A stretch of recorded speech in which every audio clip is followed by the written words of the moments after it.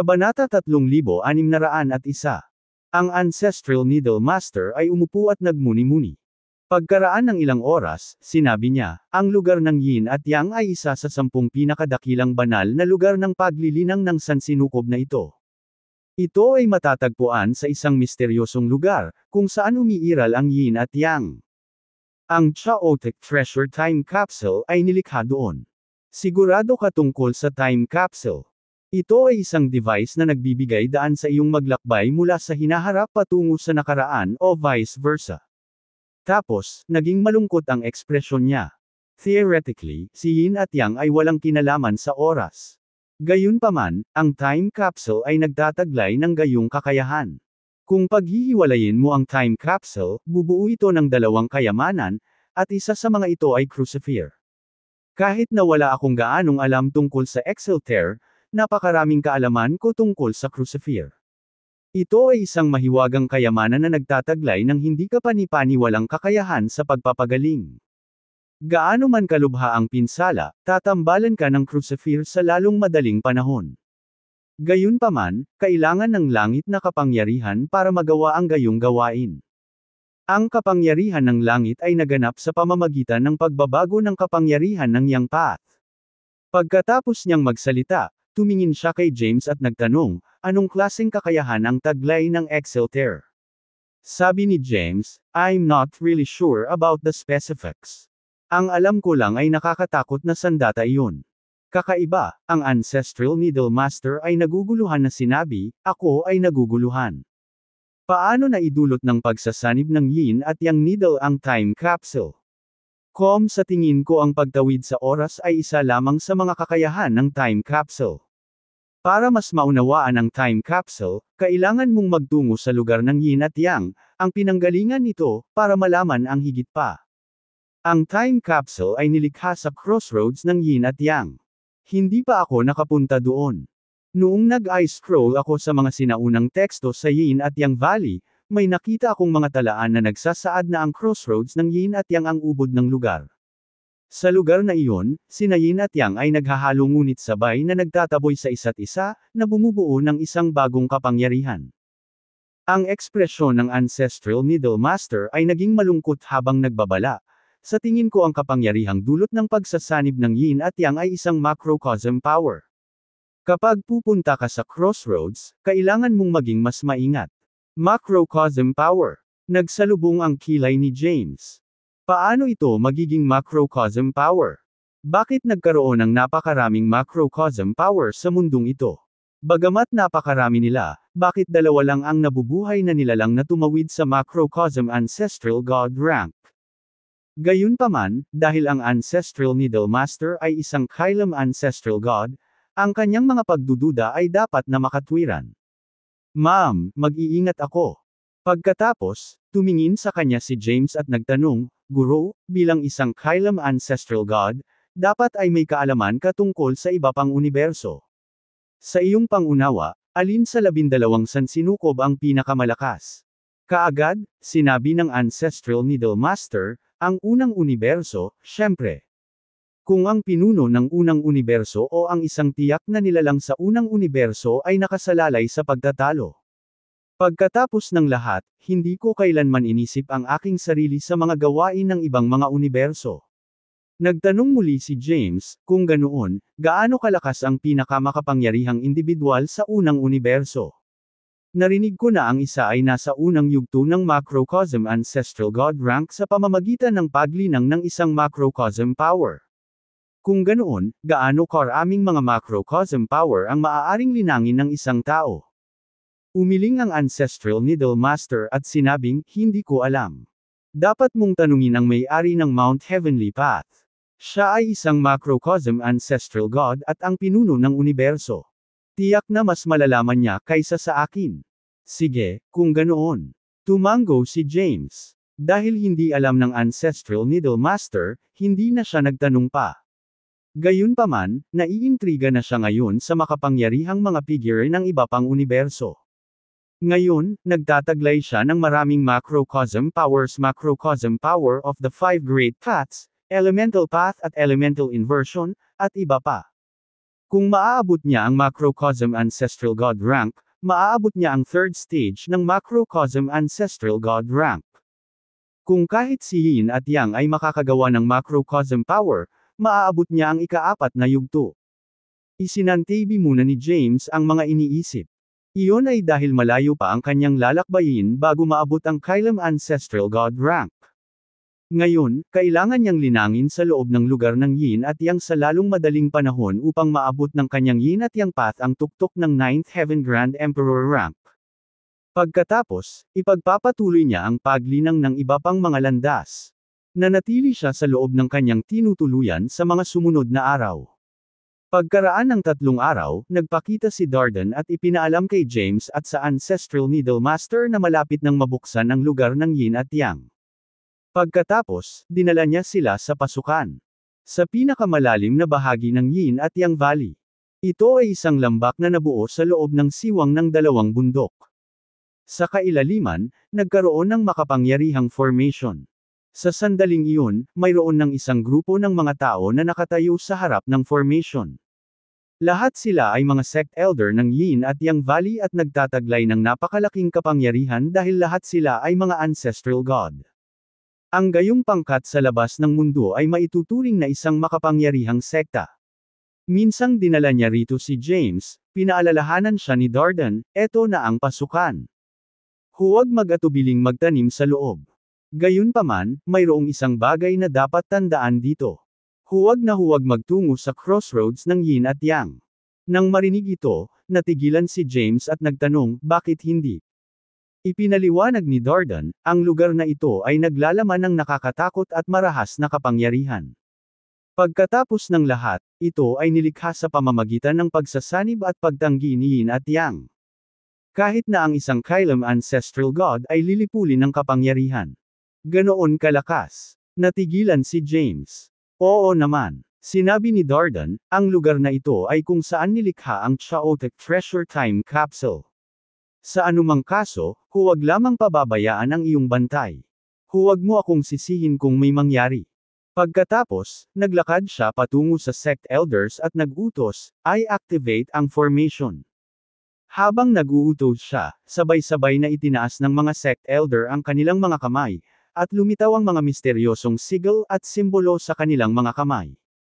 Kung pagpasok nila sa unahan, dahan-daang lumitaw ang isang ilusyon na pinto. Itinuro ni Darden ang ilusyon na pinto at sinabing, pakipasok. Pinapayagan kang magtanim sa loob ng 1,000,000 taon. Gayunpaman, dapat kang umalis sa lugar na ito sa loob ng limitasyon ng oras. Iyon ay dahil kahit isang Kylem Ancestral God ay mapapawi ng nakakatakot na Yin at Yang power sa sandaling gumugol siya ng higit sa 1,000,000 taon sa loob. Binalaan siya ni Darden. Tumingin si James sa Ancestral Needle Master, na nagsabing, humayo ka sa kapayapaan. Hihintayin ka namin ni Melinda sa labas. Kumaway si Melinda kay James at sinabing, go, James. Hihintayin kita sa Yin at Yang Valley. Sana ay makakuha ka ng napakalaking benepisyo mula rito. Ma'am, gagawin ko ang lahat. Tumango si James at naglakad patungo sa ilusyong pinto. Pagpasok niya sa pinto, padabog itong sumara bago nawala sa paningin. Dumating si James sa isang ilang lugar. Bagaman may mga bundok at ilog sa kalayuan, lahat sila ay lubos na nawasak matagal na ang nakalipas.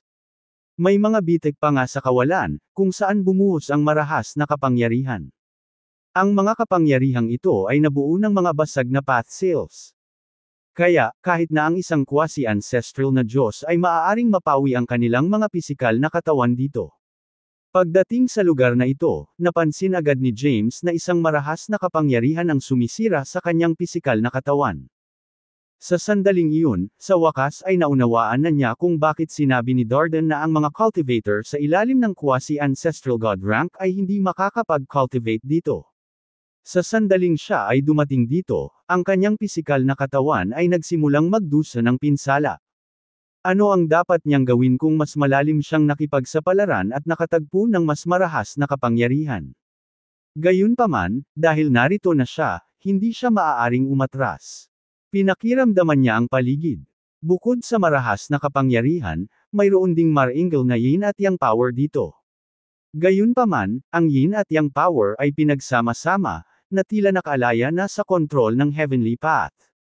Si James ay humakbang pasulong at tumawid sa mga inabandunang bundok at ilog. Habang siya ay sumulong, mas marahas ang kapangyarihan sa hangin. Dahil hindi napigilan ang napakalaking kapangyarihan ng langit at lupa, nagsimulang lumitaw ang mga bitek sa kanyang katawan, at wala siyang ibang pagpipilian kundi ang paganahin ang landas ng buhay at pagalingin ang kanyang mga sugat.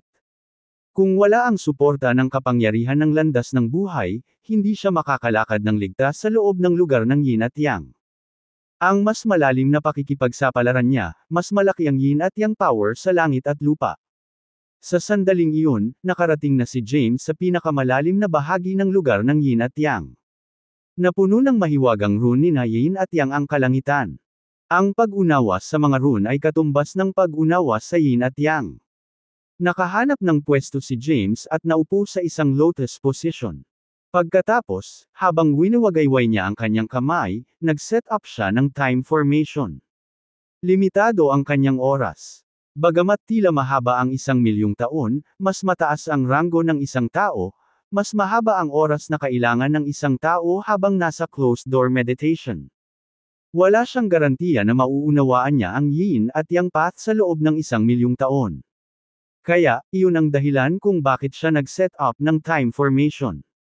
Habang nasa loob ng time formation, nirelax niya ang kanyang isip at isinantabi ang lahat ng iniisip.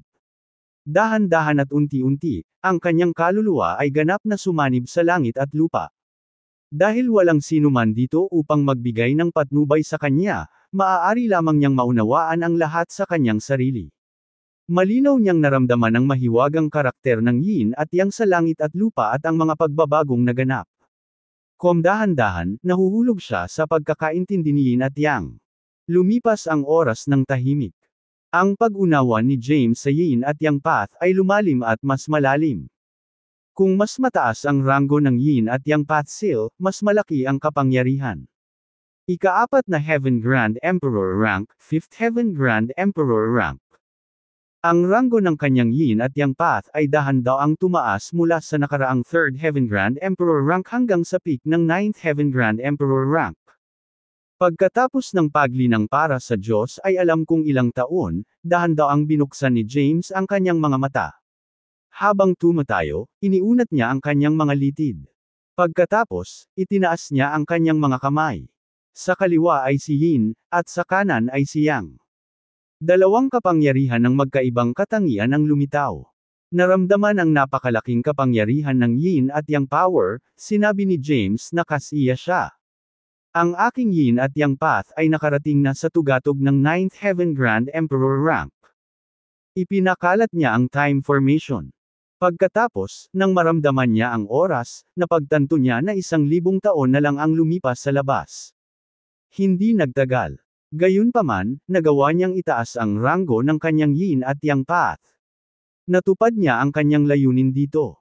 Gayunpaman, ang kapangyarihan ng yin at yang dito ay kahanga-hanga, kaya nag-iisip si James kung dapat niyang i-absorb ang lahat ng kapangyarihan dito.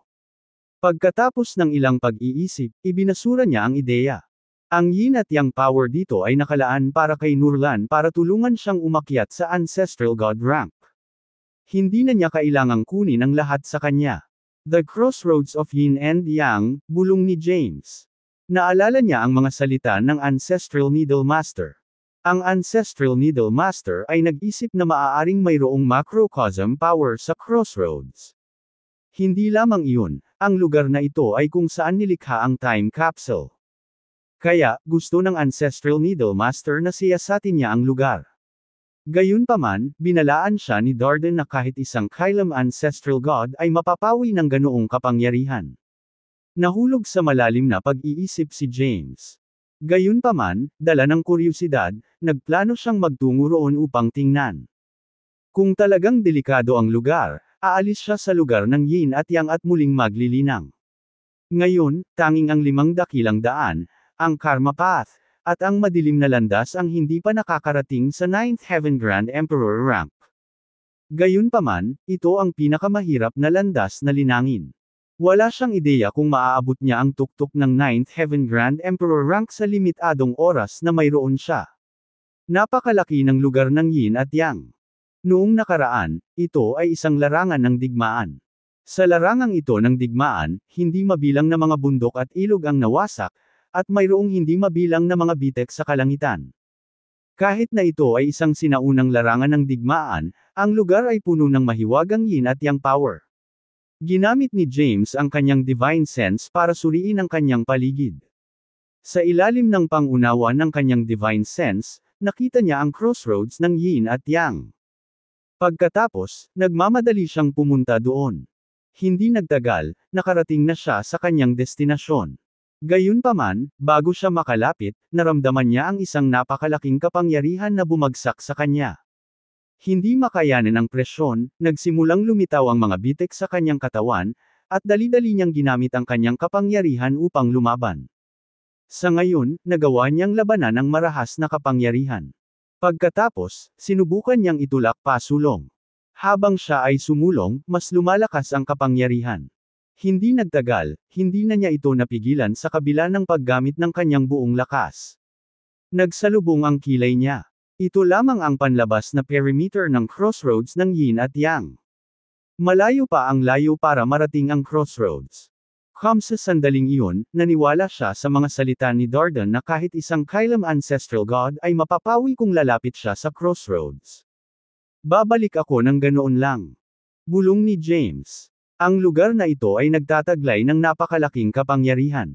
Posible na ito ay macrocosm power na binanggit ng ancestral needle god. Ang macrocosm power ay bihira.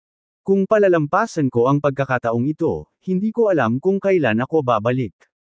At saka, ang lugar na ito ay may malaking kinalaman sa time capsule. Nahulog sa malalim na pag-iisip si James.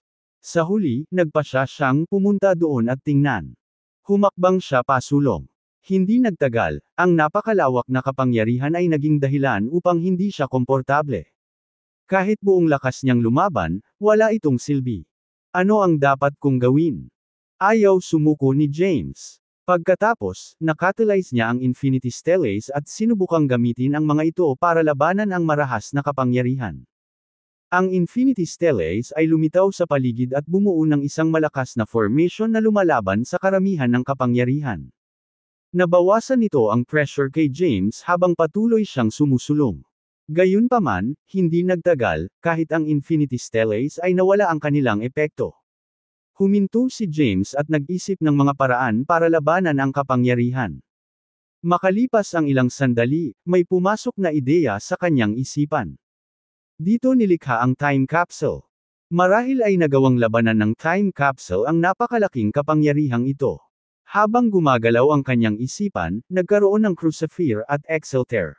Pagkatapos, nakatalyze niya ang parehong heavenly power at demonic power bago ay catalyze ang cultivation method na naitala sa heavenly transformation at demonic transformation. Sa suporta ng dalawang kapangyarihang ito, dahan-daang nagsanib ang Crucifer at Exalter. Habang nagsanib ang dalawang karayom, nagsanib sila sa isa't isa tulad ni Yin at Yang. Pagkatapos, isang bagong kapangyarihan ang lumitaw. Hindi nagtagal, nagkaroon ng time capsule. Ang time capsule ay hindi malaki at isa lamang pinalaki na bersyon ng isang karayom. Sa ibabaw ng time capsule, may mga misteryosong inscription na nakaukit, na hindi ginawa ng Crucifer at Exalter. Habang gumugulo ang isip ni James, lumabas sa kamay niya ang time capsule. Hawak ang time capsule sa kanyang kamay, malinaw niyang nararamdaman ang isang napakalaking kapangyarihan na nagmumula sa loob. Hiniram niya ang kapangyarihang iyon, binuksan ang kawalan, at pumasok sa ilog ng panahon. Pagkatapos, inalog niya ang time capsule ng ilang beses, at tuluyang nawasak ang rehiyon sa unahan niya. Huminga ng malalim si James. Nakakatakot na kapangyarihan. Hindi ako gumamit ng anumang lakas. Kumaway lang ako ng ilang beses, at sinira ng kapangyarihan ng time capsule ang espasyo dito. Kung tatambangan ko ang isang ancestral god nito, baka mamatay pa siya sa kamay ko. Natulala si James sa kapangyarihan ng time capsule. Gaya ng inaasahan sa isang chaotic treasure. Nagawa niyang ipatawag ang kapangyarihan ng time capsule dahil nakatalyze niya ang cultivation method na nakatala sa heavenly transformation at demonic transformation ng sabay. Matatag siyang naniniwala na kapag naunawaan na niya ang inscription sa Infinity Steles, magkakaroon din siya ng ganoong lakas. Iyon ay dahil ang Infinity Steles ay chaotic treasures din na posibleng maging mas nakakatakot kaysa sa time capsule. Hawak ang time capsule sa kamay, ramdam ni James na wala ng epekto sa kanya ang marahas na kapangyarihan. Nagtrabaho ito. Nakahinga ng maluwag si James at itinago ang Infinity Steles. Nagbaka sakali siya, hawak ang time capsule sa kanyang kamay. Hindi nagtagal, nakarating siya sa crossroads ng yin at yang. Habang pinagmamasdan niya ang paligid, napagtanto niyang may mga unos sa unahan niya. Ang mga ito ay hindi mga ordinaryong bagyo kundi ang mga nabuo ng yin at yang power. Mayroong dalawang kapangyarihan sa loob ng bagyo yin at yang. Sa kanilang pagsasanib at pagtatuboy sa isa't isa, nabuo ang isang bagong anyo. Ang kapangyarihang ito ay nakulong sa bagyo. Sa pamamagitan lamang ng maingat na pagdama sa bagyo maaari kong makita ang presensya ng kapangyarihang ito. Habang nilinang ni James ang yin at yang path, malinaw niyang naramdaman na may kapangyarihang kailangan pa niyang makabisado sa bagyo. Kaya, ipinikit niya ang kanyang mga mata at naramdaman. Sa ilalim ng kanyang pangunawa, napagtanto niyang mayroong isang marahas at napakalaking kapangyarihan sa rehiyon. Ang kapangyarihang ito ay hindi nagmula sa yin at yang power kundi mula sa mga hibla ng kapangyarihan na umiral sa loob ng bagyo. Ito ba ay isang bagong-bagong macrocosm power? Kahit na ang halaga ay baliwala, ito ay may kakilakilabot na kapangyarihan na kahit isang Kylem ancestral god ay maaaring masira sa isang iglap, ang sabi ni James. Pagkatapos, binuksan niya ang kanyang mga mata at tumingin sa bagyo sa unahan. Sinubukan niyang lapitan ang crossroads upang masaksihan ang pagsasanib at pagtatuboy ni yin at yang. Hindi nagtagal, dumating siya bago ang bagyo. Isang marahas na bagyo ang hamampas sa himpapawid, dala ang yin at yang at ang macrocosm power na nabuo. Ang kapangyarihang ito ay may kakayahang sirain ang anumang bagay. Sa ika-12 universo, hindi marami ang makalaban sa kapangyarihang ito. Si James, gayunpaman, ay maaaring gawin ito dahil siya ay nagtataglay ng time capsule. Nakatayo sa harap ng bagyo, kitang-kita niya na ang yin at yang power sa bagyo ay nagkatotoo, na bumubuo ng isang inscription.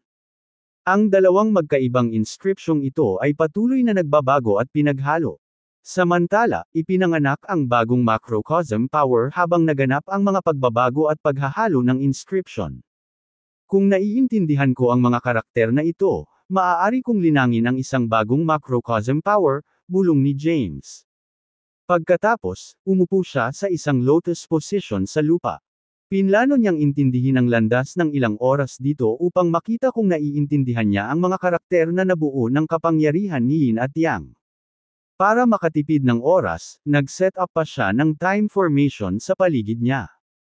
Pagkatapos, habang gumagalaw ang kanyang isipan, ang time capsule ay lumipad sa itaas ng kanyang ulo, na naglalabas ng napakalaking kapangyarihan upang protektahan siya mula sa pinsala. Sa proteksyon ng time capsule, maaari na ngayong linangin ni James ang kapayapaan.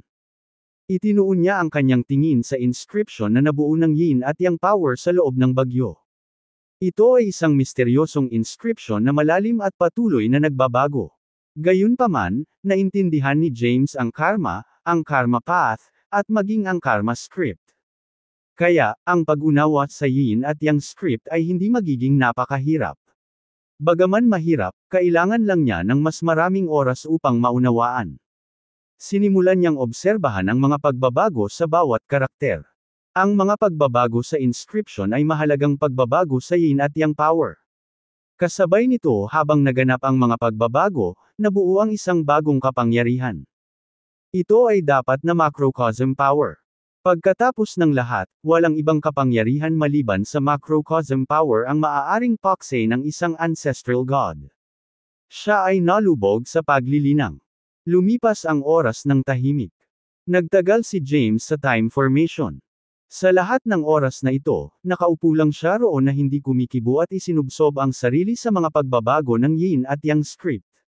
Ngayon, ganap na niyang naunawaan ang mga pagbabagong iyon at naunawaan ang isang bagong paraan ng paglilinang mula sa mga pagbabagong ito. Magagawa niya ang gayong tagumpay dahil nilinang niya ang yin at yang nang sabay. Naunawaan lamang niya ang yin at yang script dahil nilinang niya ng maaga ang heavenly transformation at demonic transformation sa time capsule. Ang heavenly transformation at demonic transformation ay mga karakter na naitala sa time capsule. Samantala, ang mga karakter ay katulad ng mga nasa bagyo. Pareho ang pinanggalingan ng dalawa. Upang linangin ang yin at yang transformation, kailangan ng isa na linangin ang mga kinakailangan. Makalipas ang mahabang panahon, dahan-daang iminulat ni James ang kanyang mga mata at tumayo.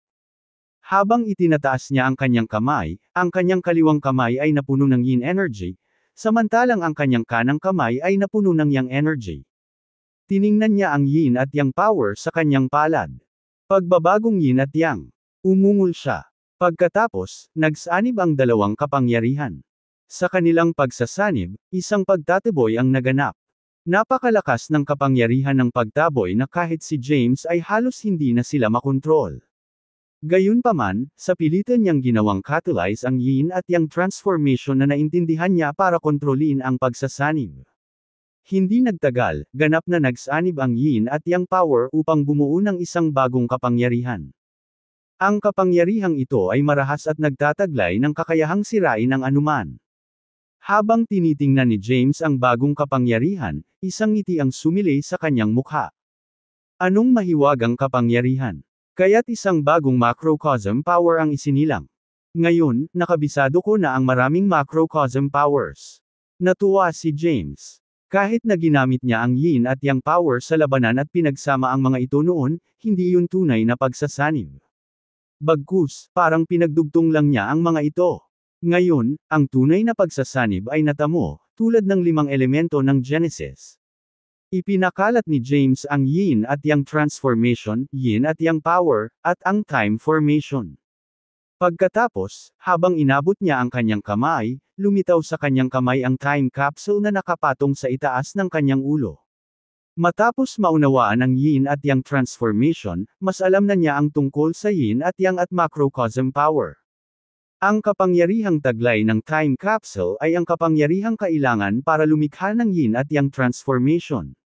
Gayunpaman, ang isa ay nilikha ng yin at yang transformation, samantalang ang isa ay likas na kakayahan ng time capsule.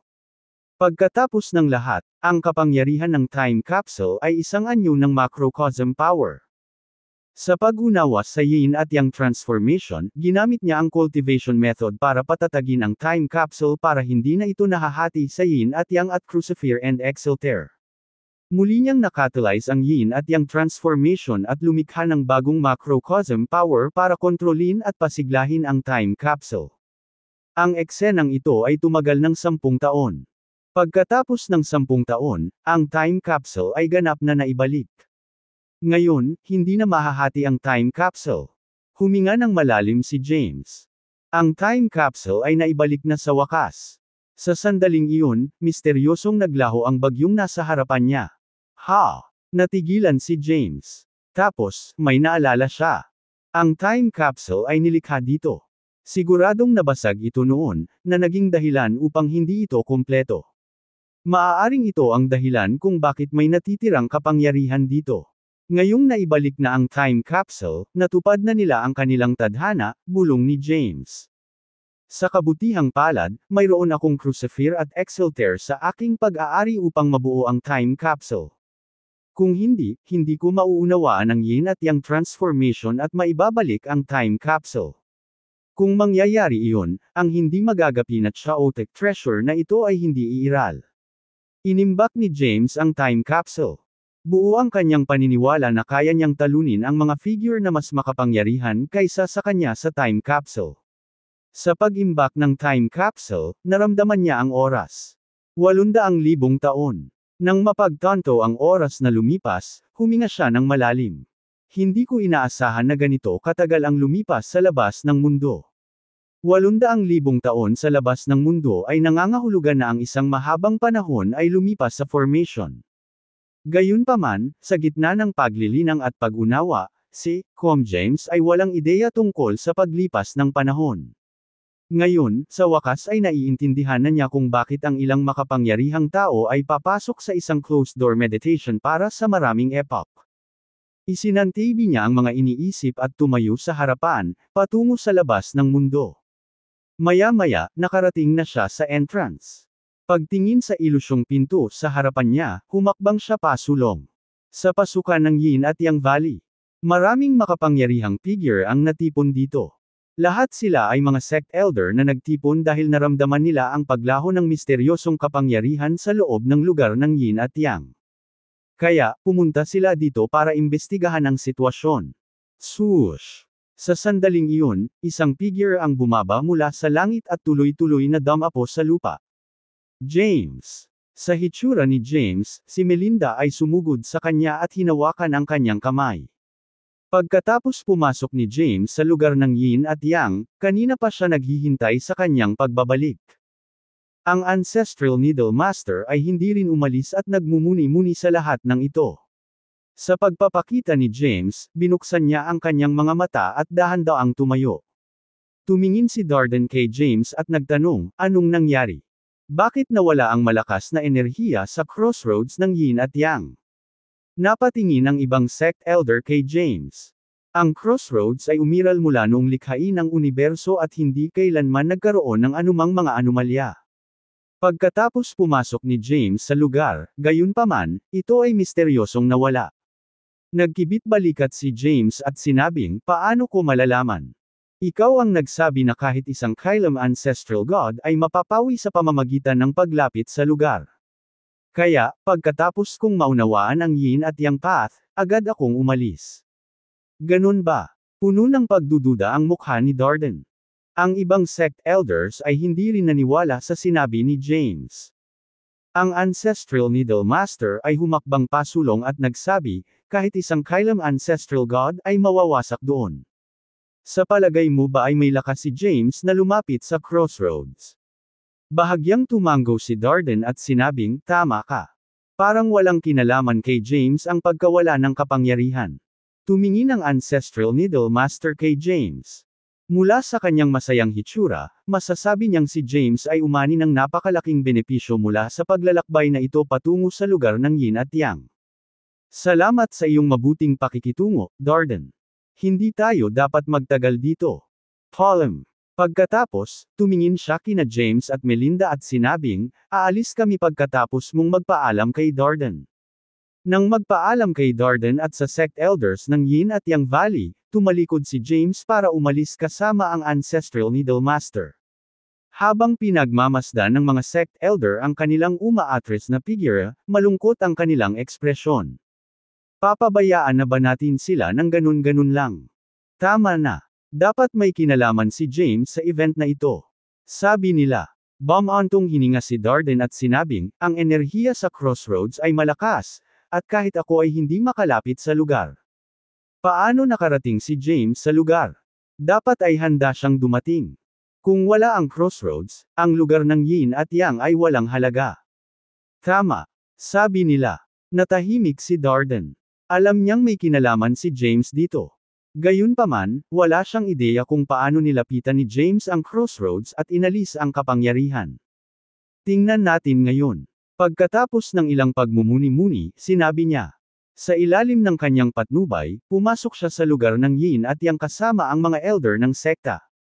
Samantala, umalis na si James sa planeta at nakarating sa kalawakan.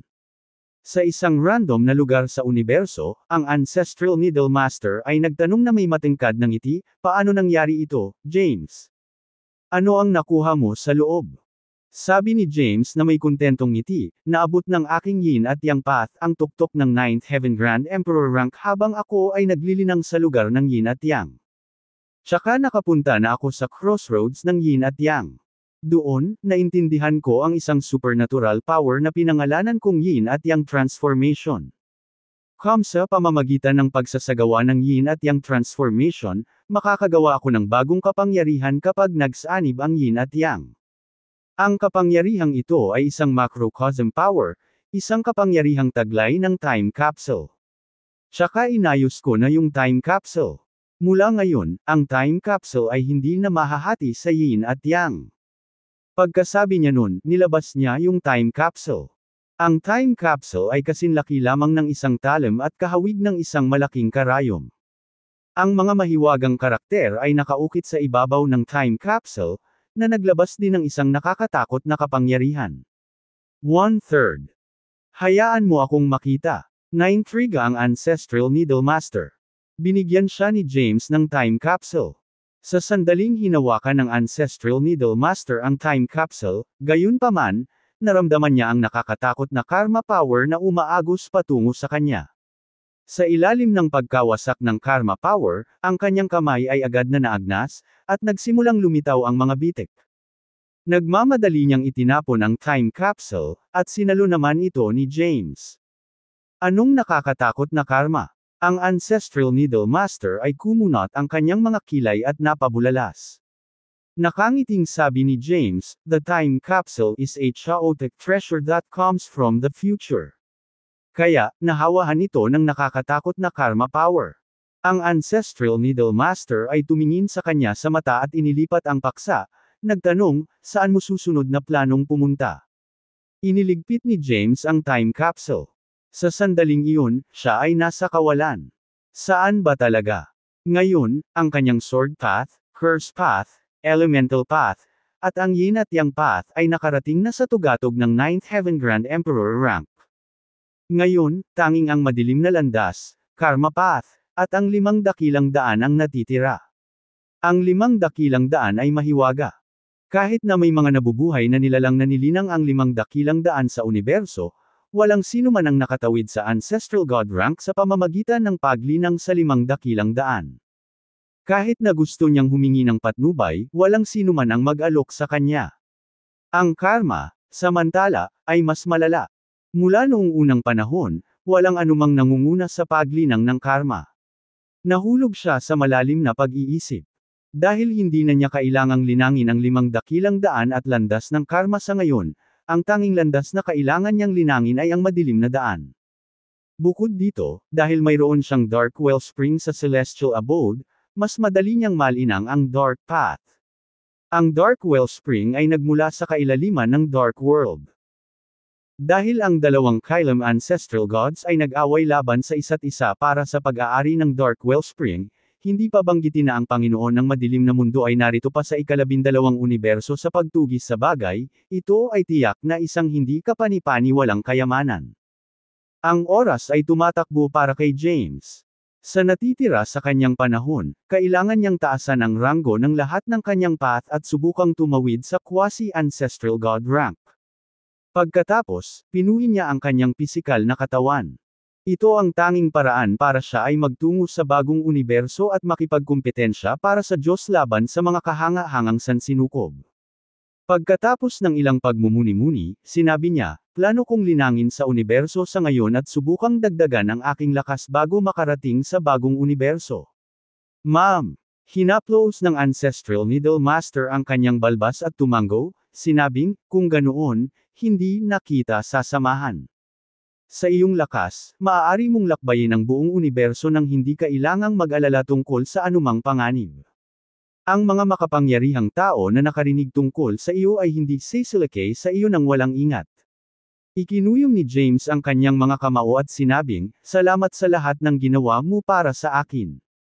Kung hindi dahil dinala mo ako sa Yin at Yang Valley, hindi ko mauunawaan ang Yin at Yang transformation at nilinang ang isang macrocosm power. Hahaha, iyan lang ang iyong providenidad." Tumawa ang Ancestral Needle Master at nawala sa paningin ni James. "Saan tayo susunod, James?"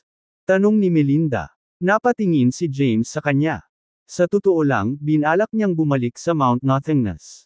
Ang Mount Nothingness ay ang lugar ng paninirahan ng dating pinuno ng universo.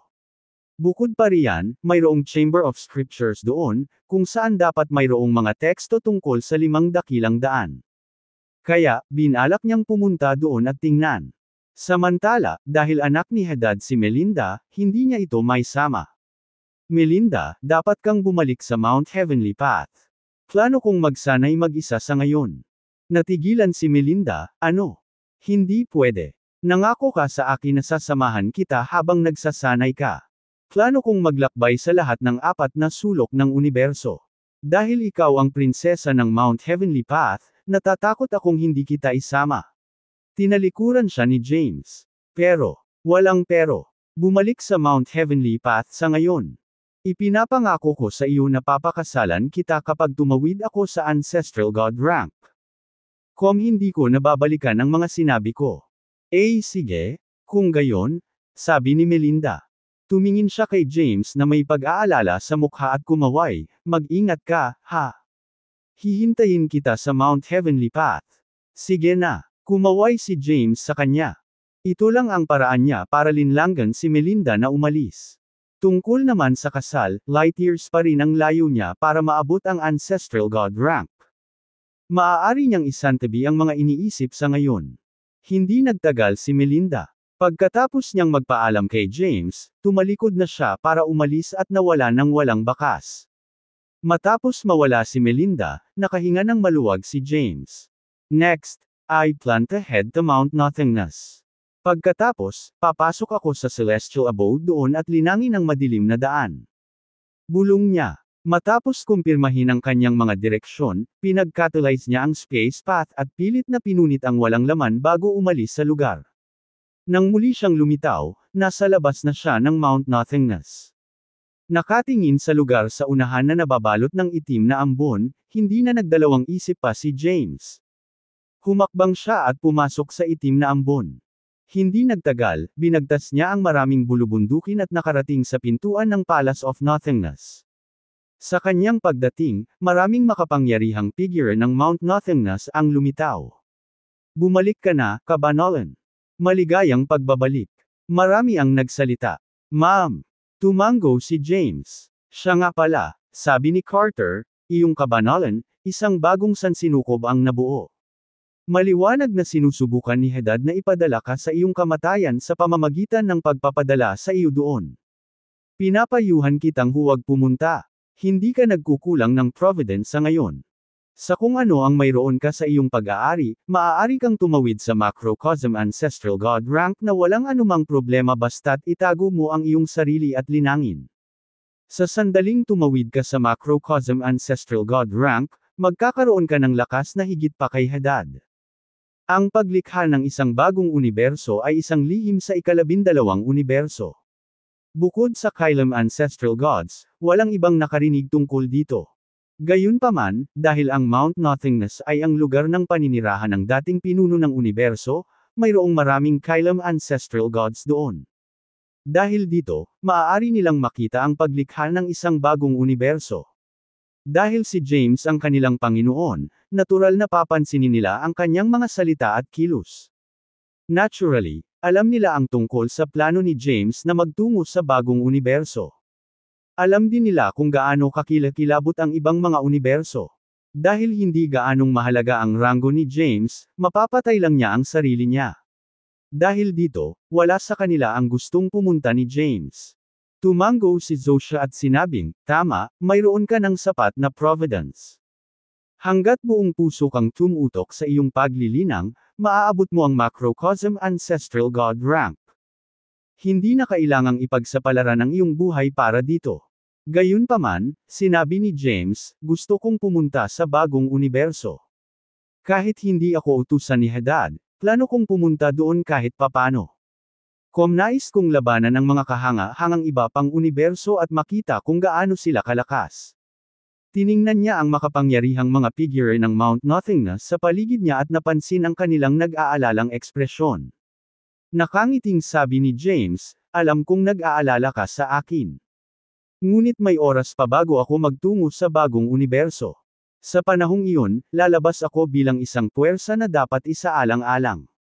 Alam ito ng makapangyarihang mga figure ng Mount Nothingness. Habang pinagmamasdan nilang mabuti si James, alam nila ang lahat tungkol sa kanyang kinaroroonan at karanasan. Tanong ni Carter, bumalik ka na ba para pumasok sa isang closed-door mediation?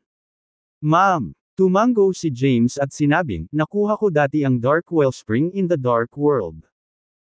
Ang madilim na wellspring ay isang kayamanan ng napakalaking kahalagahan na kahit na ang Panginoon ng madilim na mundo ay dumating sa ika-12 universo at hiniling kay Hadad na ibalik sa kanya ang bagay sa isang epoch. Kung hindi, sasalakayin niya ang 12th universe, aniya. Dahil nag-aalala ako sa aking kaligtasan na sumisipsip ng dark power sa labas ng mundo, makakarating lang ako dito sa Mount Nothingness. Sinabi ni Zosha, huwag kang mag-alala, Kabanalan. Kahit na dumating si Hadad dito, hindi niya magagawa ang kanyang paraan. Nang marinig ito ni James ay nakahinga ng maluwag. Matapos batiin ang lahat, tumalikod na lang siya para umalis at nakarating sa isang manor sa Mount Nothingness. Pagkatapos mag-set up ng time formation sa paligid ng manor, pumasok siya sa Celestial Abode. Sa pagpasok sa Celestial Abode, gayunpaman, siya ay lubos na natigilan. Hindi niya binigyang pansin ang Celestial Abode sa napakatagal na panahon ngayon. Sa kasalukuyan, ang Celestial Abode ay puno ng dark power, at lahat ng mga banal na bagay ay nawasak. Ang Dark Wellspring ay talagang nakakatakot. Huminga ng malalim si James. Sa sandaling iyon, lumitaw ang Spirit Tool at sinabing, sa wakas nandito ka na, James. Ang Celestial Abode ay malapit ng masira ng dark power. Hindi pinag-iisipan ni James ang mga bagay-bagay. Kapag ang Celestial Abode ay nawasak ng madilim na kapangyarihan, kumakalat ang mga chismis tungkol sa kanya na nagtataglay ng Dark Wellspring. Sa oras na iyon, ang Panginoon ng madilim na mundo, pabayaan si Hadad, ay darating na kumakatok sa kanyang pintuan. Mukhang kailangan kong harapin ang Dark Wellspring sa lalong madaling panahon, bulong ni James. Pagkatapos, lumingon siya para tingnan ang Spirit Tool at sinabing, naiintindihan ko. Sa kabutihang palad, ang Spirit Tool ay hindi isang buhay na nilalang. Kung hindi, siya ay nilamon ng madilim na kapangyarihan sa loob ng Celestial Abode. Nilibot ni James ang Celestial Abode. Ang madilim na kapangyarihan sa Celestial Abode ay napakalaki. Kahit na nilinang niya ang madilim na kapangyarihan, at ang kanyang kaluluwa ay matagal nang sumanib sa kanyang pisikal na katawan, sa gayon ay nagpapahintulot sa kanya na huwag pansinin ang madilim na kapangyarihan, ang madilim na kapangyarihan dito ay sapat na upang magdulot sa kanya ng pinsala. Sa kabutihang palad, ang pinsala ay hindi nakamamatay. Pagkatapos, dumating si James bago ang Dark Wellspring. Sa pagtingin sa bola ng itim na ambon, malinaw niyang naramdaman ang mga mahiwagang inscription dito. Naisip niya na ang inscription ay maaaring maging susi sa Dark Wellspring. Kung ito ay sa nakaraan, walang paraan na maiintindihan niya ang inscription sa Dark Wellspring. Gayunpaman, kamakailan, naintindihan niya ang karma at ang curse script, na ang huli ay nagmula sa Dark World. Dahil dito, ang pag-unawa sa inscription sa Dark Wellspring ay hindi dapat maging napakahirap. Nakaupo siya sa isang lotus na posisyon sa lupa, at ang kanyang divine sense ay pumasok sa Dark Wellspring. Sa pagkakataong iyon, lumiwanag ang kanyang isipan, at nakalimutan niya ang lahat. Iilan lang ang dark characters sa kanyang isipan. Ito ang mga karakter ng Dark Wellspring. Habang sila ay patuloy na nagbabago at malalim, hindi maintindihan ni James ang kahulugan ng mga karakter na iyon kahit na naiintindihan niya ang curse script. Kahit magulo, nilinang ni James ang Dark Path at naintindihan ang curse magic. Habang binabasa niya ang dark characters, halos naiintindihan niya ang kahulugan. Gayunpaman, magtatagal para maintindihan niya ang lahat. Ang madilim na kapangyarihan sa loob ng Celestial Abode ay umabot na sa nakakaalarmang antas. Kung hindi niya malutas ang mga ito sa lalong madaling panahon, ang Celestial Abode ay maaaring sumabog mula sa loob. Habang nauunawaan niya ang mga karakter, gumalaw ang kanyang isipan, at sinimulan niyang i-absorb ang dark power sa loob ng Celestial Abode upang dagdagan ang kapangyarihan ng kanyang Dark Path Seal. Bukod sa pagtaas ng ranggo ng Path Seals, ang pagsipsip ng enerhiya ng langit at lupa ay maaari ding gamitin upang linangin ang isang landas. Gayunpaman, kailangan ng isa na sumipsip ng napakalaking halaga ng enerhiya ng langit at lupa upang makagawa ng isang pambihirang tagumpay. Hindi nagtagal, halos ganap na nasisipsip ang dark power sa Celestial Abode. Gayunpaman, ang Dark Path Seal ni James ay hindi nagpakita ng mga palatandaan ng pagtaas. Pagkatapos ay ipinagpatuloy ni James na maunawaan ang landas at ang mga karakter sa loob ng Dark Wellspring. Lumipas ang oras. Habang si James ay nakaupo sa isang lotus na posisyon sa lupa, isang bola ng itim na ambon ang lumipad sa kanyang harapan. May ilang itim na karakter na kumikislap sa loob ng bola ng ambon. Tila nabubuhay, hinati sila sa mas maliliit na karakter at nag-hover sa harap ni James. Makalipas ang mahabang panahon, biglang nagmulat ng mata si James at huminga ng malalim. Hindi ko alam na ang Dark Wellspring ay may ganoong kasaysayan. Pagkaraan ng mahabang panahon, sa wakas ay naintindihan na ni James ang mga dark character. Alam na rin niya ngayon ang tungkol sa kasaysayan ng Dark Wellspring. Ang Dark Wellspring ay dating pag-aari ng isang makapangyarihang Panginoon sa kaibuturan ng madilim na mundo at isang kayamanan na nabuo sa pagkamatay ng isang macrocosm ancestral god. Itinala ng mga karakter na ito ang buhay ng Panginoon at ang mga pamamaraan ng paglilinang ng lagdan na nakuha niya. Nang maunawaan niya ang mga ito, halos naunawaan ni James kung sino ang Panginoong ito. Ang pangalan ng Dark Lord ay tinawag na Eternal, at tinawag siyang Eternal Lord sa Dark World. Siya ay nagtataglay ng isang napakalaking lakas na nalampasan kahit na ang mga ordinaryong macrocosm ancestral gods. Bukod doon, siya ay isang macrocosm ancestral god na nagil-inang ng dalawang macrocosm powers. Gayunpaman, hindi pa naiintindihan ni James kung paano niya nakilala ang kanyang pagbagsak. Hindi lang iyon, hindi pa niya naiintindihan ang mga pamamaraan ng paglilinang ng lagda ng Eternal Lord para sa mga karakter na ito ay masyadong misteryoso. Gayunpaman, alam na niya kung paano pinuhin ang Dark Wellspring ngayon. Ang mga hakbang ay simple. Una, sisipsip niya ang Dark Wellspring sa kanyang katawan at bubuo ng bukal. Sa ganoong paraan, ang Dark Wellspring ay patuloy na magbibigay sa kanya ng patuloy na daloy ng dark power. Gayunpaman, kailangan pa rin niyang maunawaan ang paraan ng paglilinang na naiwan ng Eternal Lord para pinuhin ang Dark Wellspring. Para matuto sila, kailangan ni James ng mahabang panahon. Ang Dark Wellspring ay isang salot. Kailangan kong alisin ito sa lalong madaling panahon. Bulong ni James. Pagkatapos, ipinagpatuloy niya ang kanyang closed-door meditation. Habang mas naiintindihan ni James ang dark characters, mas naiintindihan ni James. Ang Dark Wellspring ay isang elemental power in the dark power na gumana sa katulad na paraan gaya ng 5 elements of Genesis in the illuminated world. Samantala, nakuha ng Eternal Lord ang Dark Wellspring, pinino ito, at ginawa itong kanya. Kapag ang isang buhay na nilalang ng madilim na mundo ay pinino ang madilim na wellspring, magkakaroon siya ng macrocosm power. Habang naiintindihan ni James, mas natulala siya. Ito ay sobrang nakakatakot. Hindi kataka-taka na napakaraming makapangyarihang tao sa madilim na mundo ang nakikipagkumpetensya para sa kayamanang ito. Nagpatuloy siya sa pag-intindi. Pagkaraan ng mahabang panahon, sa wakas ay naunawaan na niya ang paraan ng paglilinang ng pagsipsip ng Dark Wellspring mula sa dark characters na naiwan ng Eternal Lord. Ang pamamaraan ng paglilinang na ito ay tinawag na Eternal Art, na siyang signature na pamamaraan ng paglilinang ng Eternal Lord. Gayunpaman, dahil ang pag-unawa ni James sa Eternal na sining ay pasimula pa lamang, halos hindi niya kayang makuha ang Dark Wellspring. Dahan-dahan niyang iminulat ang kanyang mga mata. Habang sinusulyapan niya ang Dark Wellspring sa harapan niya, gumalaw ang kanyang isipan, at ang malakas na dark power ay lumitaw sa kanyang palad, na bumabalot sa Dark Wellspring. Sa sandaling iyon, nakatalyze niya ang Eternal Art. Sa ilalim ng kontrol ng pamamaraan ng paglilinang, ang Dark Wellspring ay naging mga thread ng itim na aura at pumasok sa kanyang katawan. Sa pagpasok ng Dark Wellspring sa kanyang katawan, ang kanyang katawan ay dumanas ng napakalaking pinsala. Sa isang iglap, natabunan siya ng mga sugat, at nagsimulang magpakita ng mga palatandaan ng pagsabog ang kanyang katawan.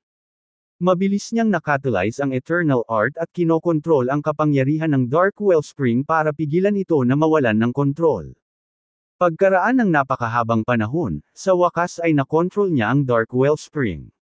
Pagkatapos, ang mga thread ng itim na aura ay nagtipon sa kanyang elixir field upang bumuo muli ng Dark Wellspring. Dahan-dahan niyang hinigop at pinino ang Dark Wellspring. Sa Celestial Abode, nakaupo si James sa isang lotus position sa lupa. Sa sandaling iyon, naglabas siya ng itim na aura na nakakatakot na katulad ng demonic energy. Kumito ay tumagal ng napakatagal. Pagkatapos ng mahabang panahon ng pagpipino at kontrol, ang pag-unawa ni James sa Dark Path ay lalong lumalim, at ang kanyang dark path ay umabot sa tugatog ng 9th Heaven Grand Emperor rank. Samantala, ganap din niyang pinino ang Dark Wellspring. Matapos pinuhin ang Dark Wellspring, gumalaw ang kanyang isip, at ang Dark Wellspring ay tumigil sa paglabas ng Dark Power. Wala ng Dark Power na dumaloy sa kanyang katawan. Dinilat niya ang kanyang aura at binuksan ang kanyang mga mata bago dahan-daang tumayo. Sa wakas, napino ko na ang Dark Wellspring. Sa kabutihang palad, nalinang ko ang curse magic at naunawaan ko ang curse script ng maaga. Kung hindi, halos imposibleng maunawaan ang script na iniwan ng walang hanggang Panginoon. Huminga ng malalim si James. Ngayon, naabot na ng kanyang madilim na landas ang tuktok ng 9th Heaven Grand Emperor rank. Sa kasalukuyan, tanging ang 5 dakilang daan at karma ang natitira, na ilan din sa pinakamahirap na landas na linangin. Iyon ay dahil walang precedence tungkol sa dalawa, at wala siyang pagpipilian kung hindi linangin ang kanyang sarili. Habang gumagalaw ang kanyang isip, umalis siya sa celestial abode. Nang muli siyang lumitaw sa patio ng Mount Nothingness, casual niyang iwinagayway at ikinalat ang time formation. Pagkatapos, naramdaman niya ang oras. Nang maramdaman niya ang oras, natigilan siya. Hindi ko akalain na napakaraming oras na ang lumipas. Ngayon, 5 million years na lang ang natitira. Natigilan siya. Hindi niya akalain na ang pagpino sa Dark Wellspring at paglilinang sa Dark Path ay magtatagal ng ganoon katagal. Ngayon, 5 milyong taon na lang ang natitira. Sa natitirang 5 milyong taon, maaabot ba niya ang 9th Heaven Grand Emperor rank para sa 5 Great Paths at sa Karma Path?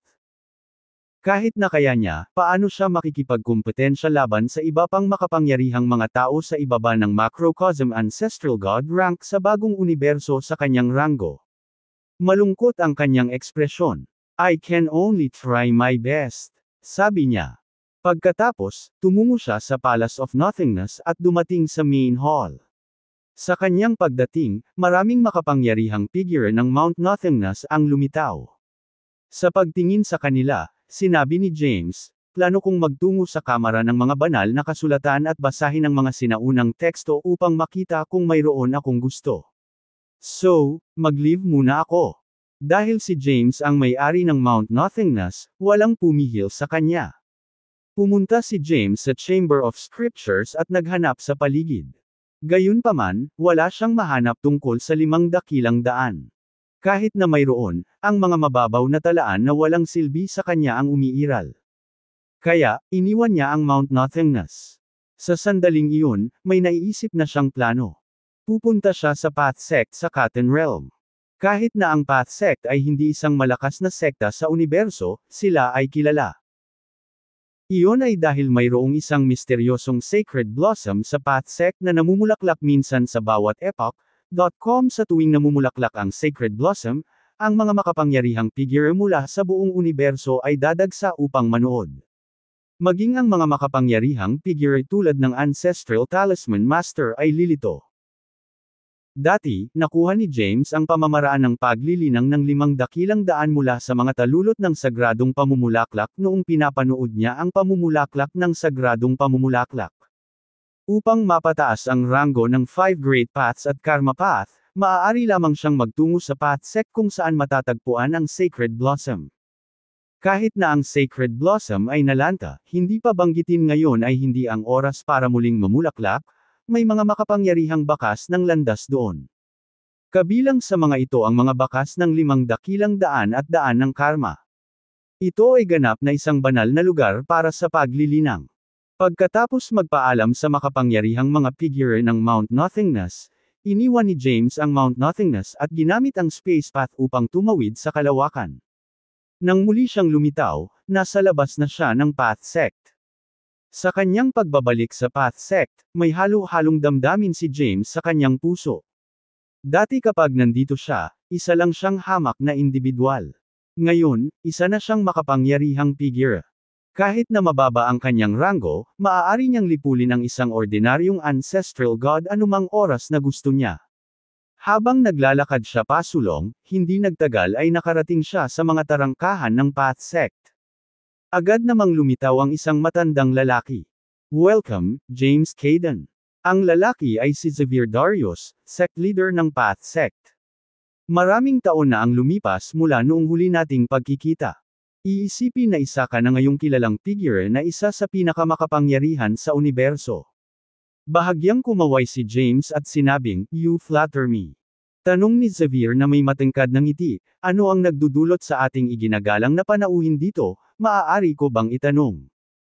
Nagmamadaling sinabi ni James, pumunta ako rito para panoorin ang sagradong pamumulaklak at pumasok sa isang saradong pagmumuni-muni ng ilang sandali.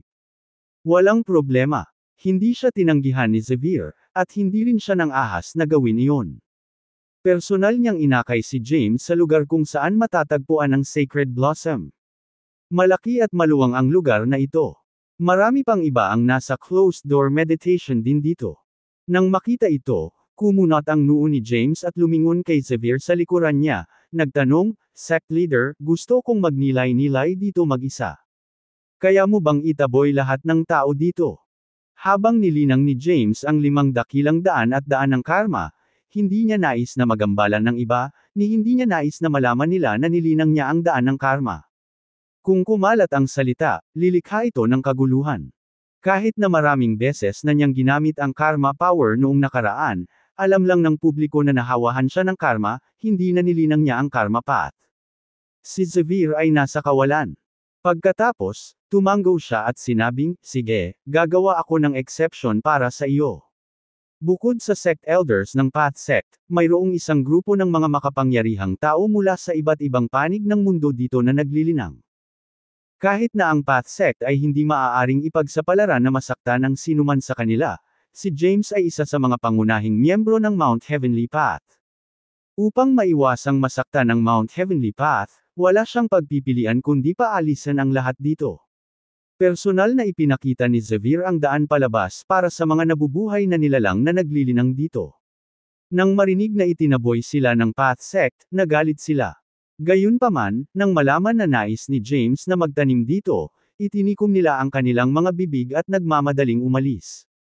Nang walang gaanong problema, pinalayas silang lahat ni Xavier. Ngayon, si James na lang ang natitira. "James, pinalayas ko lahat ng tao dito na naglilinang." Naglakad si Xavier palapit kay James at nakangiting sinabi, "Maaari ka na ngayong maglinang sa kapayapaan.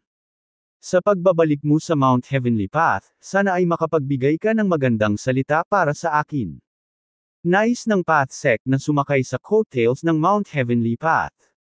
Ngumiti si James at sinabing, "No problem at all. Kung wala ng iba, mangyaring umalis. Gusto kong magtanim ngayon." Naiintindihan. Tumalikod si Xavier para umalis. Nagtungo si James sa gitnang rehiyon ng lugar at iniskan ang kanyang paligid. Bagamat hindi ito ang panahon kung kailan namumulaklak ang sagradong pamumulaklak, palaging may iwan ang mga bakas ng mga landas.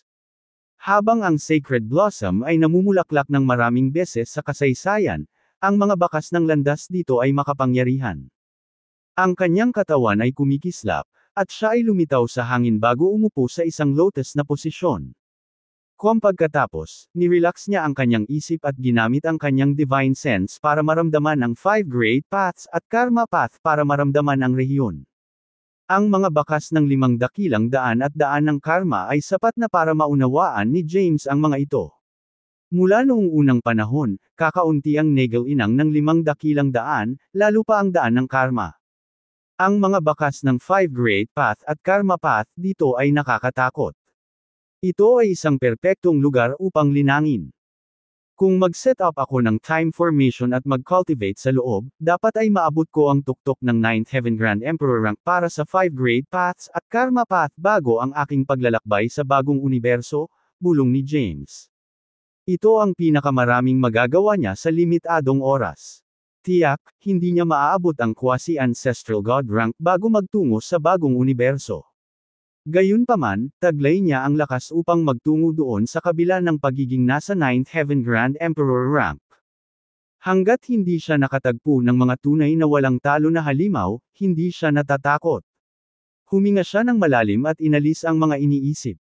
Pagkatapos, nag-set up siya ng time formation sa kanyang kapaligiran at nagsimulang maglinang upang maunawaan ang 5 dakilang daan at daan ng karma. Hindi niya naiintindihan ang mga ito ng paisa-isa ngunit sa parehong oras. Lumipas ang oras ng tahimik. Sa isang kisap mata, 5 milyong taon ang lumipas. Mula nang mawalay si Thea kay James, bumalik siya sa Callahan's at pumasok sa isang closed-door meditation.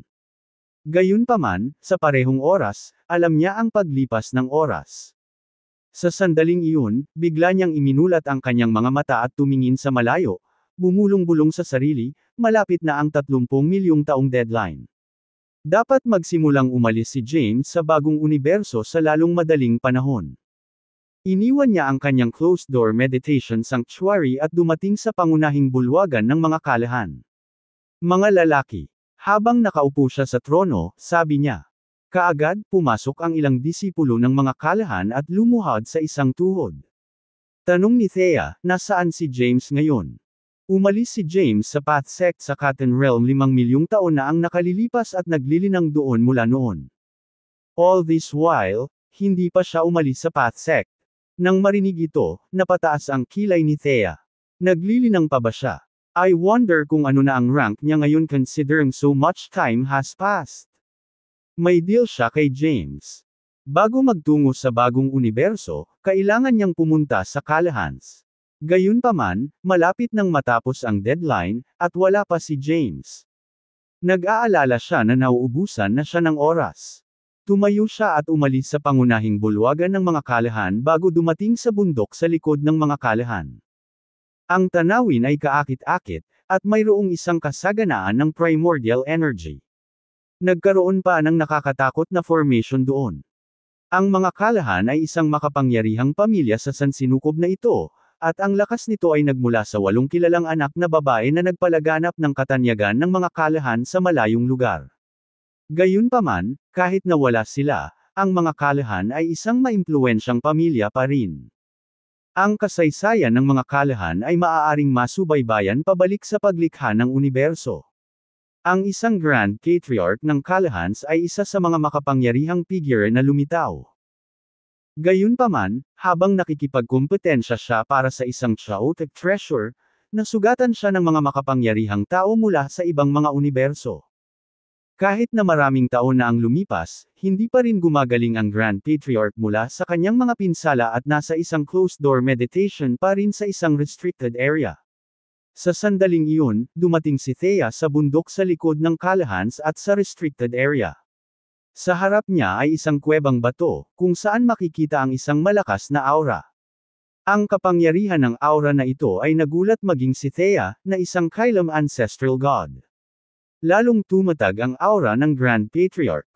Malapit nang gumaling ang mga sugat niya, Thea murmured. Pagkatapos, pumasok siya sa kuwebang bato. May isang bahay na bato sa loob ng kuwebang bato. Sa loob ay nakaupo ang isang matandang lalaki na nakasuot ng berdeng damit. May mga misteryosong karakter na umiikot sa kanyang katawan, at ang bawat karakter ay nagtataglay ng nakakatakot na Wheel of the Path. Grand Patriarch. Nang sumulpot si Thea ay magalang niyang binati ito. Pinakalat ng matandang lalaki ang kanyang aura, at nawala ang misteryosong inscription sa kanyang paligid. Tapos, tumayo siya at sinulyapan si Thea bago sinabing, nandito ka pala Thea. Ma'am, tumango si Thea. Nandito ako para kunin ang Demon Slayer Sword.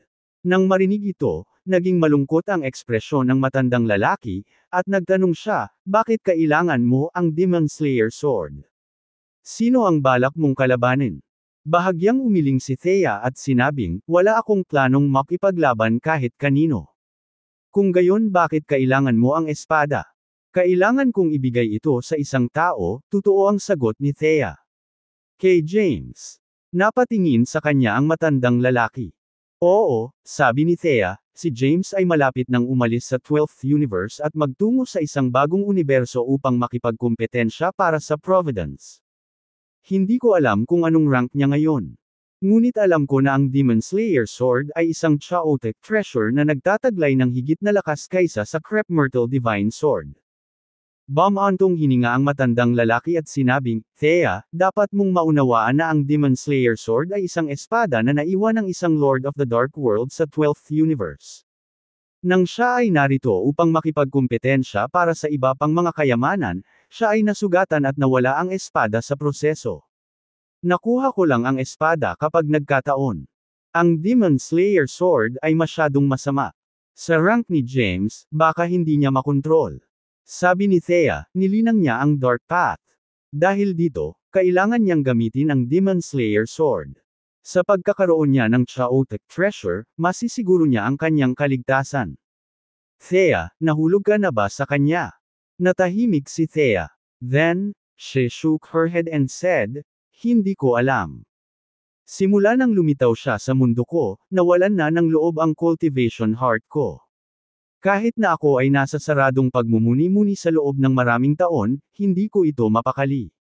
Ang sabi lang ng matandang lalaki, ang Demon Slayer Sword ay hindi pag-aari ng mga kalahan sa simula pa lang. Dahil hindi ko rin makontrol ang espada, hindi kita pipigilan na ibigay ito kay James. Ang matandang lalaki ay mas malalim na tinungo ang kuweba, habang si Thea ay nakasunod sa likuran. Hindi nagtagal, nakarating sila sa kailaliman ng yungib. Mayroong maraming mga layer ng formation dito. Matapos dumaan sa formations, isang espadang kumikinang sa itim ang lumitaw sa buong view. Ang mga mahiwagang karakter ay inukit sa espada, na naglabas ng isang nakakatakot na kapangyarihan. Kahit na ang isang Kylem ancestral god na tulad ni Thea ay napalunok ng maramdaman ang aura na inilalabas ng espada. Ang Demon Slayer Sword ay isang chaotic treasure mula sa kaibuturan ng Dark World. Ang espadang ito ay napakaitim na kulay, at ang mahiwagang dark character ay nakaukit sa espada. Bahagyang nakalabas ang dulo ng espada, at ang talam ay nagliliwanag ng malamig na kinang na magpapalamig sa dugo ng isang tao. Sa pagtingin sa Demon Slayer Sword, naglakad si Thea patungo sa espada. Ang makapangyarihang enerhiya ay nabuhay sa kanyang palad, na bumabalot sa espada. 2/3. Sa pamamagitan ng kanyang napakalaking kapangyarihan, pilit niyang inalis ang espada. Nang makita ito, sinabi lang ng Grand Patriarch, dahil ang iyong puso ng paglilinang ay nasa kaguluhan, dapat kang muling magkatawang tao. Sa iyong estado ng pag-iisip, hindi mo maaabot ang tuktok ng Kylem Ancestral God rank, lalo pa ang Macrocosm Ancestral God rank. Ang pag-abot sa Macrocosm Ancestral God rank ay nangangailangan ng kapalaran at probidensya. Gayunpaman, ang pag-abot sa tuktok ng Kylem Ancestral God rank ay nangangailangan ng cultivation heart. Natahimik si Thea. Pagkaraan ng ilang oras, sinabi niya, salamat sa iyong payo. Alam ko na ang gagawin ngayon. Hayaan mo muna akong ibigay ang espada kay James. Nagpaalam si Thea sa Grand Patriarch, bago tumalikod para umalis. Pagkatapos ay nagtungo siya sa Path Sect sa Cotton Realm. Sa Path Sect, matagal nang naglilinang si James. Sa paglipas ng 5 milyong taon sa labas ng mundo, isang mahabang panahon ang lumipas sa time formation.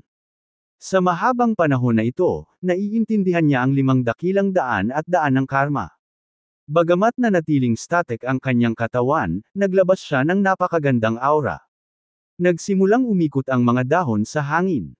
Habang nakaharap sila kay James, bigla niyang iminulat ang kanyang mga mata, at inihayag ng kanyang mga estudyante ang iba't ibang landas doon. Ginawa ko. Huminga siya ng malalim. Nawala ang kakaibang kababalaghan sa kanyang mga mata. Ang aking 5 dakilang daan at ang daan ng karma ay tumawid sa ika-9 na langit na Grand Emperor rank. Ngayon, ang lahat ng aking landas ay umabot na sa 9th Heaven Grand Emperor rank. Dahan-dahan siyang tumayo at dispersed ang aura niya. Pagkatapos, bumaba siya mula sa langit at tuloy-tuloy na bumagsak sa lupa. Kamay sa likod, umalis siya sa lugar kung saan matatagpuan ang Sacred Blossom at bumalik sa Path Sect. Kaagad, sinubukan niyang maramdaman ang oras. 5 million years to be exact. Oras na para magtungo ako sa bagong universe. Sa lakas ko ngayon, umaasa ako na hindi ako ang pinakamahina sa paligid doon, bulong niya. Kahit na siya ay nasa 9th Heaven Grand Emperor rank, marami na siyang nalinang na path. Bilang karagdagan sa kanyang iba't ibang mga kayamanan, siya ay isang puwersa na dapat isaalang-alang. Gayunpaman, alam niya na ang iba pang mga universo ay magpapadala ng ilan sa mga pinakanakakatakot na kababalaghan na nasa quasi-ancestral god rank. Noong una, nagplano siyang gumugol ng ilang oras sa pag-unawa sa Infinity Steles. Ngayon, tila, wala na siya sa oras. Kinailangan niyang pumunta kaagad sa Mount Heavenly Path at magtanong kay Hadad tungkol sa Omniscience Path. Pagkatapos magpaalam kay Xavier, umalis siya sa Path Sect.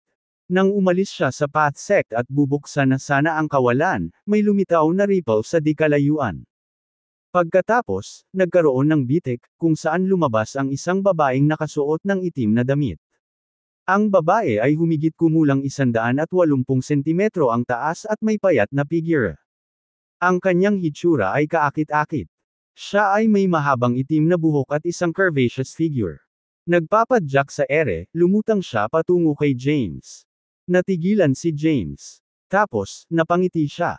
Nagmamadali siyang lumapit sa babae at tuwang-tuwa na nagtanong, "Bakit ka nandito, Thea?" Napatingin si Thea sa kanya. Nang maramdaman na nasa 9th Heaven Grand Emperor rank lang siya, nadismaya siya. Akala niya ay tatawid na si James sa quasi-ancestral god rank pagkatapos ng mahabang panahon ng cultivation. Hindi niya akalain na mapupunta lang siya sa 9th Heaven Grand Emperor rank. Sabi niya, "Panahon na. Ikaw ay nasa 9th Heaven Grand Emperor rank lamang. Nakalimutan mo na ba ang sinabi mo noon? Sabi mo hindi ka pupunta sa bagong universe kung wala ka sa quasi-ancestral god rank." Napakamot ng ulo si James. "Pupunta ka pa ba?" Tumingin sa kanya si Thea at nagtanong. Oo naman. Ngumiti si James, "Huwag mong maliitin ang ranggo ko. Marami akong nalinang nalandas. Bukod dito, ang lakas ay hindi natutukoy sa ranggo lamang." Alam ni Thea na hindi niya makukumbinsi si James. Kaya, pumunta lang siya rito para ibigay sa kanya ang Demon Slayer Sword. "Alam kong ambisyosa ka. Dahil hindi ka magagapi sa 12th universe, kailangan mo ng mas malalakas na kalaban para hamanin ang iyong sarili. Gusto mong patuloy na gumawa ng mga tagumpay pagkatapos ng mga tagumpay. Dahil dito, determinado kang magtungo sa bagong universo. Hindi ako nandito para pigilan ka. Sa halip, may ibibigay ako sa iyo." Nang marinig ito, nagtanong si James, "Anong bagay?" Isang itim na liwanag ang bumungad kay Thea. Pagkatapos, lumitaw ang isang itim na espada. Ang masasamang espada. Nang makita ang espada, napabulala si James, "Bakit mayroon kang malevolent sword?" Ang masasamang tibak. Natarante si Thea. Tinitigan ni James ang espada at bamulong, hindi ito ang malevolent sword. Magkamukha lang. Ang malevolent sword ay isang sandata sa Apocalypse era. Ang sandata na ito, sa kabilang banda, ay naglalaman ng hindi kapani-paniwalang kapangyarihan. Walang ideya si Thea kung ano ang ibinubulong ni James. Ipinaliwanag niya, ang Demon Slayer Sword ay nagmula sa Dark World. Ito ang espada ng isang Panginoon ng madilim na mundo noong ang ika-12 universo ay nilikha lamang. Gayunpaman, sa pag-atake ng mga makapangyarihang figure mula sa ibang mga universo, nawala ang kanyang espada sa 12th universe. Sa huli, nakuha ng Grand Patriarch ng Kalahans ang espada. Isa itong chaotic treasure. Pagkatapos, sinulyapan niya si James at nagtanong, "Narinig mo na ba ang chaotic treasures?" Bahagyang tumango si James at sinabing, "Medyo, kumbaga. Noong nilikha ang sansinukob, ang mga kayamanan na ipinanganak mula sa langit at lupa ay tinawag na chaotic treasures.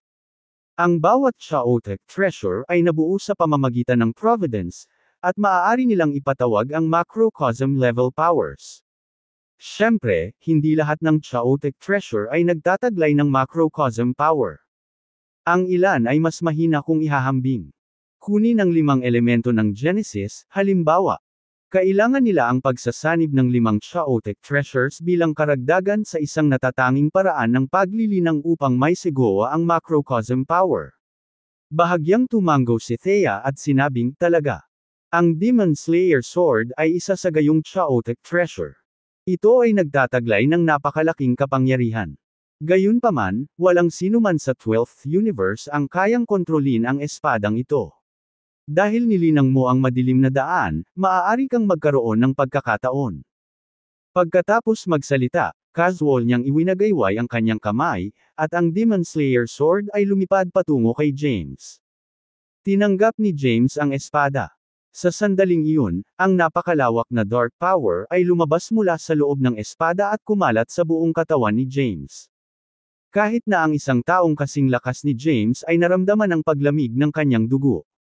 Nagmamadali niyang pinag-catalyze ang dark power at itinurok ang mga ito sa espada para pakalmayan ito. Hawak ang Demon Slayer sword sa kanyang kamay, naramdaman niya ang nakakatakot na kapangyarihan ng espada. Nakatingin kay Thea na may pilyong ngiti sa kanyang mukha, nagtanong siya ng mapaglarong. Ang chaotic treasures ay mga kayamanan na lubos na hinahangad kahit na ng macrocosm ancestral gods, gayunpaman, ibinibigay mo sa akin ang isang napakahalagang bagay sa ganoong paraan. Love ka na ba sa akin? Tahimik lang si Thea. Iyon ay dahil wala rin siyang ideya kung paano naapektuhan ni James ang kanyang cultivation heart. Sa teoryang pagsasalita, ito ay imposible. Bilang isang Kylem ancestral god, walang paraan na ang kanyang cultivation method ay maapektuhan ng isang ordinaryong cultivator. Gayunpaman, nagawa ito ni James. Mayroong hindi mabilang na mga providence sa bagong universo. Anuman, huwag kalimutan na may panganib na nakatago sa paligid. Kailangan mong ipangako sa akin na magiging ligtas ka, okay? Payo ni Thea. Ma'am. Tumango si James na may seryosong tingin at sinabing, I will. Pasimpleng tumalikod si Thea para umalis. Kahit nakaalis na siya, umalangaw-ngaw ang boses niya sa buong lugar. Kung talagang nakatadhana tayong magkita muli, magkikita tayo.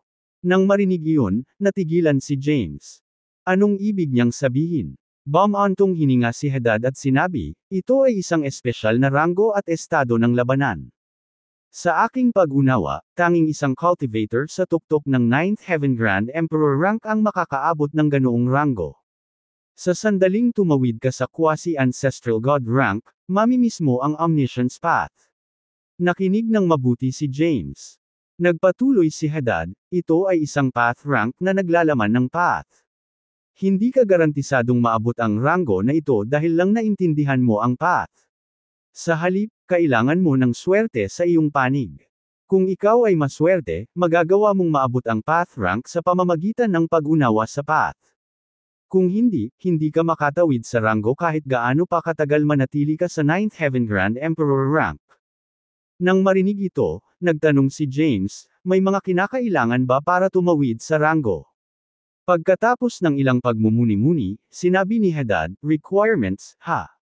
Sa palagay ko may ilang mga kinakailangan na kailangan mong tuparin tungkol sa iyong sarili. Tanong ni James, anong klaseng requirements? Sinabi ni Hadad, maaaring hindi totoo ang sinasabi ko. Iyon ay dahil wala akong omniscience path. Bilang pinuno ng sansinukob, nararamdaman ko ang lahat sa langit at lupa. Dahil dito, naramdaman ko ang mga kinakailangan para sa paglinang ng omniscience path. Ma'am, tumango si James. Ipinaliwanag ni Hadad, una sa lahat, tiyak na naabot ng iyong katawan ang tuktok ng 9th Heaven Grand Emperor rank para tumawid sa omniscience path. Pangalawa, ang iyong estado ng pag-iisip. Ang bawat cultivator na nakakuha ng omniscience path ay payapa na sa kanya o sa kanyang sarili. Pagkatapos matupad ang lahat ng pamantayan, magkakaroon ka ng karapatang tumawid sa omniscience path. Ang susunod ay ang pag-unawa sa landas. Ang lahat ng mga landas na iyong nilinang ay tiyak na nakarating sa kanilang rurok. Maikling ipinaliwanag ni Hadad ang mga kinakailangan para sa pagtawid sa omniscience path. Gayunpaman, ito ang lahat ng nararamdaman niya at hindi naman ito ang buong katotohanan. Nahulog sa malalim na pag-iisip si James. Ang paliwanag ni Hadad ay hindi masyadong malayo sa kanyang pagkaunawa sa omniscience path. Kailan ako aalis sa bagong universo? Tanong ni James. Bahagyang kumaway si Hadad at sinabing, ang mga kababalaghan ng ibang mga universo ay hindi pa lumilitaw. May oras pa tayo. Pansamantala, dapat mong subukan at tumawid sa omniscience path. Mula noong unang panahon, walang sino man ang nakakapagsabi ng tiyak kung ano ang omniscience path. Marahil ito ay isa lamang sa maraming mga landas na umiral. Ang paglilinang ay palaging nakabatay sa mga sistema.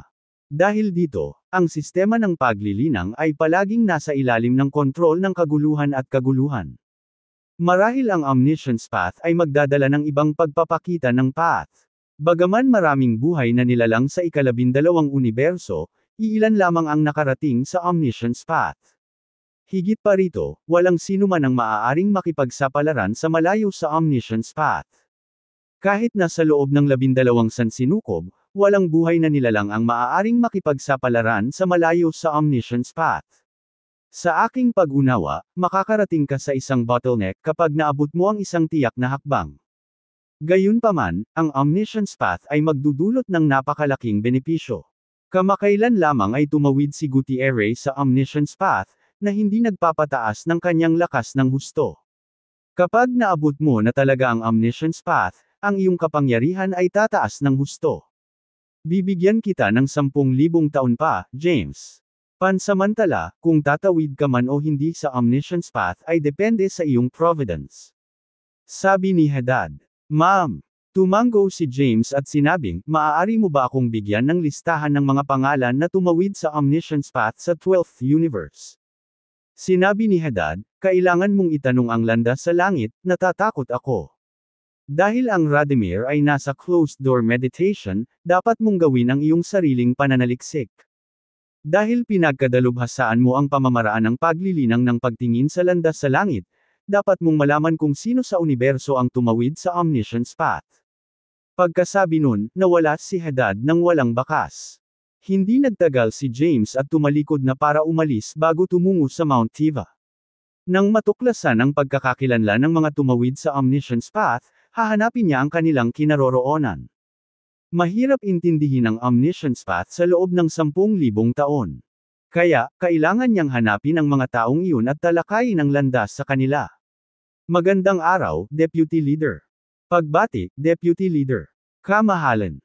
Pagdating nina James at Melinda sa Bundok Tiva, magalang na binati sila ng mga alagad ng Bundok Tiva. Hindi sila pinansin ni James at dumiretso sa likod ng bundok. Pagkatapos, habang nakaupo siya sa harap ng bangin, casual niyang iwinagayway ang kanyang kamay, at isang bitik ang lumitaw sa kawalan sa harap niya. Lumitaw ang isang grupo ng mga gulong character sa Fisher. Ito ang Elysian script, ang core ng pagkontrol sa universo. Ginamit ni James ang Heavenly Path para maghanap sa universo. Hindi nagtagal, nalaman niya kung sino ang mga Nagel-inang ng Omniscience Path. Gaya ng binanggit ni Nurlan Yakam, kakaunti lang ang nakagawa ng ganoong gawain. Sa ilalim ng pangunawa ng makalangit na landas, natuklasan niya na mayroong kabuuang 9 na individual ang Nagel-inang ng Omniscience Path. Ang pinakamalakas ay isang Terra Ancestral God, samantalang ang pinakamahina ay isang Ninth Heaven Grand Emperor. Hindi lang iyon, naramdaman niya ang kinaroroonan ng mga individual na ito. Sino ang una kong bibisitahin? Bulong ni James. Pagkatapos ng ilang pagmumuni-muni, nagpasya siyang hanapin ang pinakamalakas. Ang pinakamalakas sa lahat ay hindi isang tao, kumbat isang miyembro ng Dragon Race. Ang pangunahing kampo ng Dragon Race ay hindi matatagpuan sa Human Realm ngunit sa isang lugar na tinatawag na Dragon Realm. Kahit na ang Dragon Realm ay hindi isa sa 7 realms, isa pa rin itong napakalaking mundo. Habang gumagalaw ang kanyang isipan, nawala sa kanyang paningin ang mga karakter na kumakatawan sa landas sa langit. Paano nangyari, James? Tanong ni Melinda. Ma'am. Tumango si James at sinabing, sa pamamagitan ng mga kalkulasyon ng batas ng langit, nalaman ko na may kabuuang 9 na individual ang tumawid sa Omniscience Path. Ang pinakamalakas sa kanila ay isang Terra Ancestral God, na isa ring makapangyarihang figure ng Dragon Race. Balak ko siyang bisitahin. Sige, samahan na kita, sabi ni Melinda. Ayaw ni James na sundan siya nito. Gayunpaman, dahil sumali siya sa Mount Heavenly Path, at si Melinda ay ang prinsesa ng Mount Heavenly Path, masama ang pakiramdam niya kung tatalikuran niya ito. Bahagya siyang tumango at sinabing, sure. Lumipat na tayo. Tumayo si James at bumaba ng bundok, habang si Melinda ay nakasunod sa likuran. Ginamit niya ang Space Path para pilitin na buksan ang kawalan at umalis sa Human Realm. Samantala, sa kalahan sa Human Realm, naka-lotus position si Thea sa restricted area ng mga kalahan. Sa kanyang harapan ay nakatayo ang isang matandang lalaki na nakasuot ng berdeng damit. Nakasuot ng malungkot na ekspresyon, sinabi niya, gusto mo bang pag-isipang muli ito, Thea? Bahagyang tumango si Thea at sinabing, hindi. Ang aking paglilinang na puso ay nag-ambala, at hindi na ako karapat-dapat para sa paglilinang. Sa lahat ng ito, hinahabol ko ang tugatog ng paglilinang. Ngunit ngayon, hindi ko maabot ang rurok ng Kylem Ancestral Rank at ngayon lang ako nasa huling yugto ng Kylem Ancestral God Rank. Sa aking kasalukuyang Cultivation Heart, hinding-hindi ako makatawid sa Macrocosm Ancestral God Rank. Kailangan kong muling magkatawang tao. Kung si James talaga ang nakatadhana, lilito siya kahit saan man ako mapunta. Handa na ako. Tumango ang Grand Patriarch ng mga kalahan at sinabing, sige, hayaan mo akong maglagay ng proteksyon na kalasag sa iyo. Tumango si Thea. Pagkatapos, habang ginagawa niya ang isang paraan ng paglilinang, nagsimulang umikot ang kanyang katawan. Pagkatapos, isang itim na butas ang lumitaw sa itaas ng kanyang ulo, at isang mahiwagang kapangyarihan ang lumitaw mula sa loob. Gumamit si Thea ng napakalaking lakas upang iwanan ang kanyang pisikal na katawan para sa muling pagkakatawang tao.